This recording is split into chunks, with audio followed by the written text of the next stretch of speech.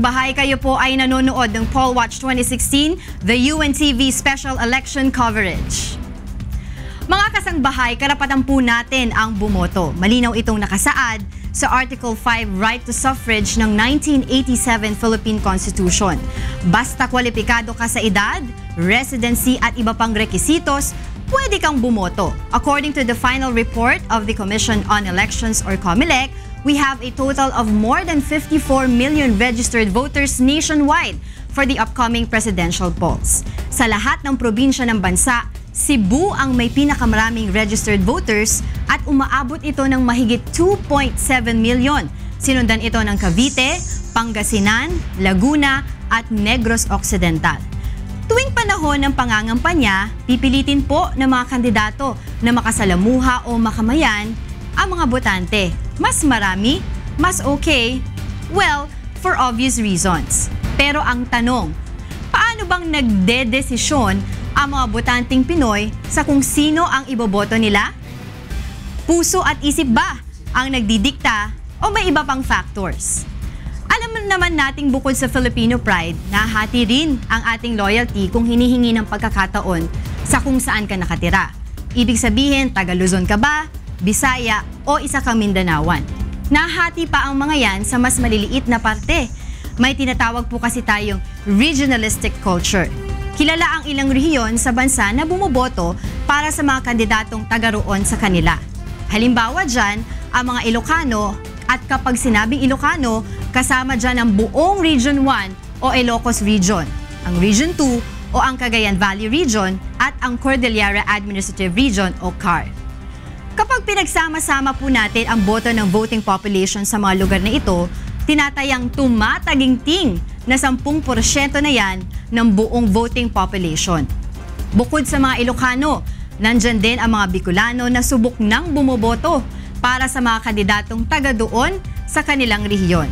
Nandyan din ang Visayan vote, kabilang naman dyan yung mga Cebuano at Ilonggo.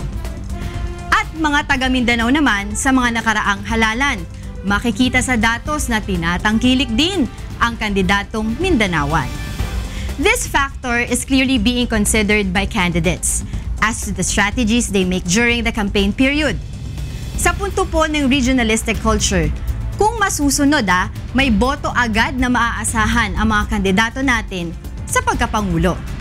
For example, ang ating Vice President na si Jejo Marbinay, sa kanya na dapat ang Regions 2 at 4A. Si Senadora Miriam Defensor Santiago naman, may dapat siyang asahan mula sa Region 6 at kabuuan ng Western Visayas. Si Mayor Rodrigo Duterte, wala siyang kahati sa Mindanao at may aasahan pa siyang boto mula sa Cebu dahil taga doon ang kanyang angkan, particularly ang kanyang ama. Si Senadora Grace po naman, alam naman nating natagpuan sa Haro, Iloilo. Noong siya ay sanggol pa lang, maaari rin na makakuha ng boto sa probinsyang yon at sa Western Visayas tulad na ni Senadora Santiago. Her known father, Fernando Poe Jr., traces his roots from Pangasinan. And since walang kandidato po sa pagkapangulo mula sa Ilocos Region, inaasahang malaki ang boto niyang makukuha doon. Si former DILG Secretary Mar Rojas naman, who is also an Ilonggo, may well get significant votes from his native province, yan po ang Capiz. At syempre, dahil nabibilang siya sa maimpluwensya at kilalang angkan na naninirahan dito sa Metro Manila, aasahan din ni Rojas ang boto mula sa NCR at Luzon sa kabuuan. Pero ito pa ang dagdag na dahilan na nagbibigay ng impluwensya sa mga botante. Bukod sa lugar na pinagmulan, sinasabing may boto rin daw na nagmumula sa dikta ng religious leaders. Nandyan din ang kultura kung saan inaaasa ng mga botante ang kanilang pagpili sa kandidato ayon po sa kung ano ang sasabihin ng mga makapangyarihan ng angkan sa kanilang lugar. Maaring nakasanayan na ang ganitong gawain, pero alam niyo po ba, ito ay labag sa batas? Kabilang sa election offenses na nakasaad sa Article 22, Section 261 ng Omnibus Election Code, ang pagbabawal sa mga opisyal ng gobyerno, pribadong ahensya o religious leaders na diktahan, pilitin, impluwensyahan o takutin ang mga taong pinamamahalaan niya kaugnay pa rin sa pagpili ng ang kandidatong iboboto. Iisa lang naman ang ating paniniwala, mga kasangbahay. Sagrado ang ating individual na boto. Kung sino ang pinili nating mga kandidato, dapat sa atin ang galing ang desisyon. Ito po ang general belief.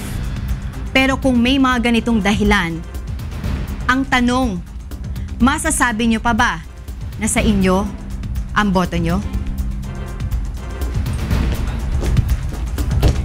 O Will, sa lahat ng mga na-discuss ko na mga contributing factors na sinasabi natin affect one's decision to vote on who to vote for. I think one of the reasons why, yung perhaps kasi the people we should know kasi yung who to vote for, not only who to vote for, but also what are we voting them for? Tama. Di ba tama? Yes, definitely. But you're right. Your report was actually very accurate na andyan yung para bang kababayan ko yan. So technically, para bang the people from that region, parang they feel a certain familiarity or closeness to that particular It's candidate. interesting that you mentioned familiarity because I've also read about familiarities that tayo kasi we live in an era of image or iconic stature. Okay. Diba? Like for example, mas meron tayong connection doon sa mga taong familiar sa atin o popular. Diba? That's why do you think yung mga PR consultants or campaign managers would, exert a lot of efforts, diba? Or a lot of resources para makapag-construct ng isang certain image na bebenta sa mga botante. Yes. Kasi, Ange, I guess also, no, para bang when you're electing a leader, you want to feel close to that leader. So, kung alimbawa meron kang problema or you have a concern, parang it's easier to get to that person. Siguro kung alimbawa kababayan mo siya. Yeah, but meron din daw boomerang yung familiarity. Totoo. Kasi according to Nick Luhmann, isa sang sociology, sabi niya, familiarity is a precondition to trust and distrust. Right. Kasi pag sobra ka namang familiar, Tama. 'di ba parang lahat na ng kasuluk-sulukan na karakteristik nitong isang kandidato, alam mo na. So parang makikita mo rin yung mga iba pang negatibo. Yes. Actually, what I think we should do, no, something that we need to para bang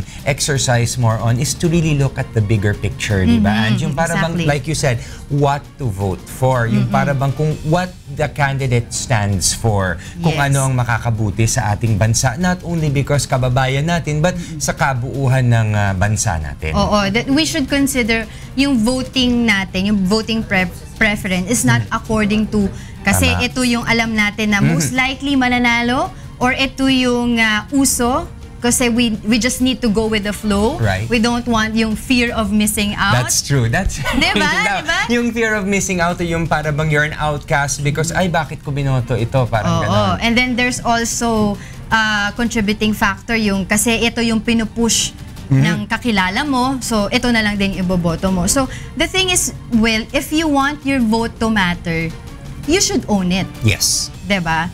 And another thing, Will, yung isa pang sinasabi nila, kasi diba, tulad na nabanggit ko kanina, there are 54 million voters, registered voters.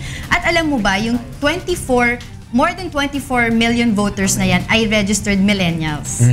Yan yung mga, millennial ka pa ba?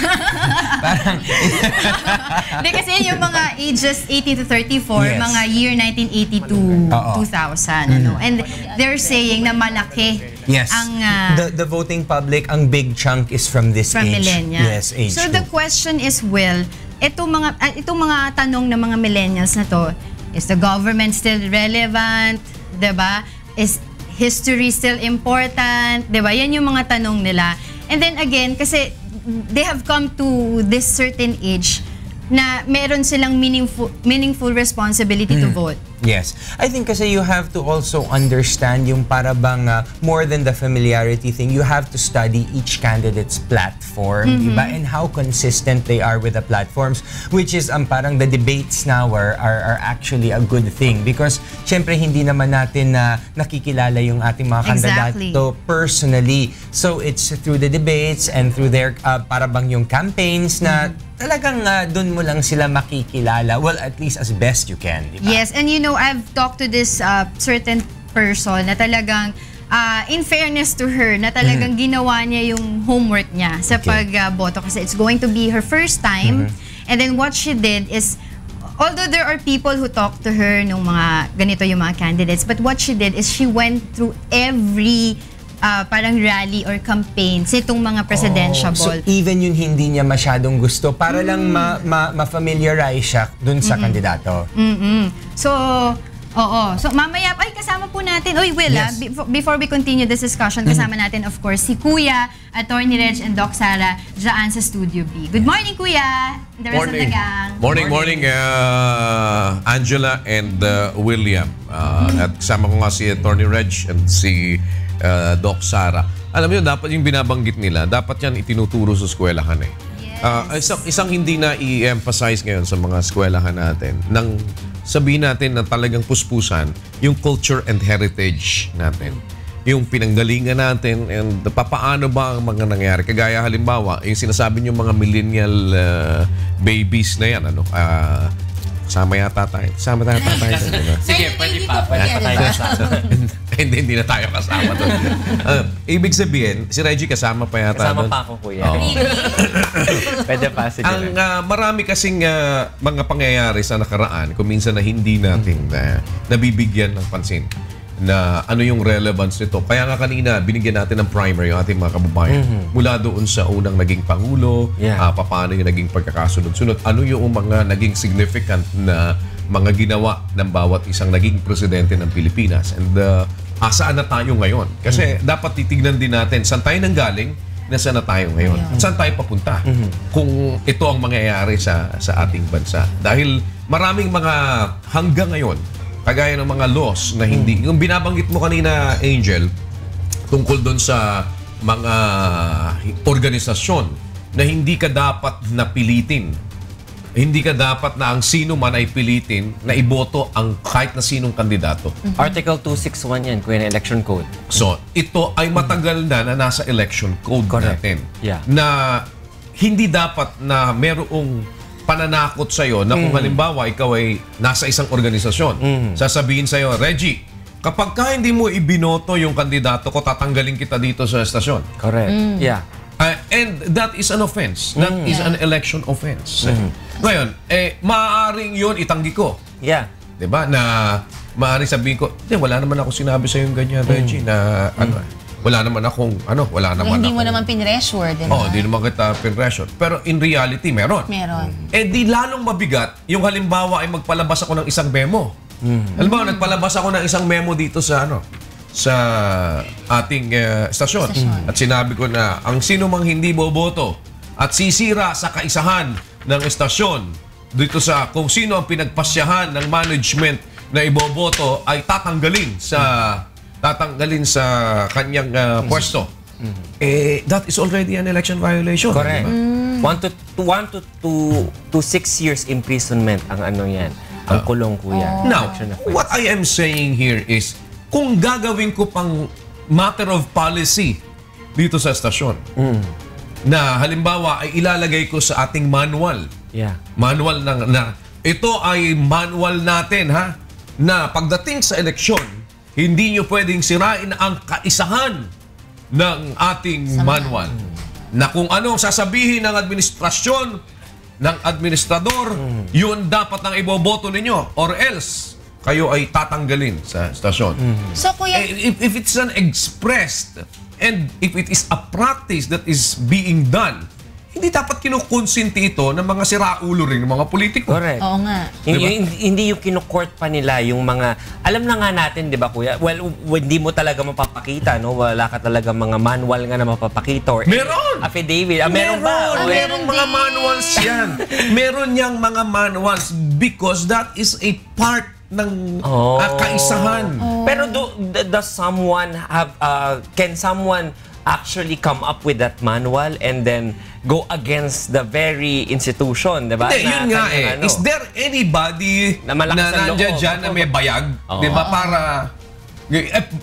ang nangyayari Parang siwalat yung nangyayari. Diba? Ang nangyayari ngayon ay kinukonsinti mo dahil pumapabor sa'yo. Parang common knowledge na lang. Oo, na parang, hindi, ano naman practice naman yan. Actually, dapat makasuhan din yung mga kandidato na gano'n. Exactly. Na nagko-court ng ganong mga block voters. Well, siguro dapat, I don't know, dapat yan, maging acid test yan Kasi wala ring bayag yung COMELEC, kuya, to implement those election laws. Yun nga ang nakakatuwa, parang ang nagiging sistema dito, Will and Angela, ay ano din parang selective Selective justice. Kung ano yung gustong ipatupad, din ang ipapatupad. Kung ano yung pumapabor, Saka kuya, yung mga nakaupo din di ba ganon ang nangyayari? Yung mga incumbent. Exactly. Ang gusto ko lang idagdag dyan, kuya, yung nakikita natin sa mga kabayanan, no? Kahit dito sa syudad, sa Metro Manila, makikita mo, there are a lot of squatters, no? Squatters area. Tinotolerate yan na ganyan ng ating mga local officials kasi nga gusto nila yung mga voters na yon remain to be ignorant. Oo, para isang dole out sa kanila yun yung mabibili nilang mga boto. As a matter of fact, hindi nga nila tinatanggal yung mga nasa estero. Totoo. Yung mga nasa squatters area, di nila inaalis at hindi nila nililinis dahil botante. Botante nila. Oo, tapos parang ang pananatili kasing mangmang ay pananatili na ikaw ay maloloko dahil gusto nila maging mangmang ka dahil para pwede ka nilang loko. Correct. Hindi ka nila. Well, napag-uusapan lang dahil si Angel ay millennial baby ka ba at saka si Will? Ako millennial. Ewan ko tong katabi ko. Kuya, sa totoo lang parang Definitely hindi na millennial Kasi ako. sabi, di ba 1980 ang cut-off? 1980 to 2000. Yun. Yan yung cut-off. 18 to 34 years old to this year. Honest Yan ang naman ako, millennial. 73 ako, so I'm 7 years. Wow, umamin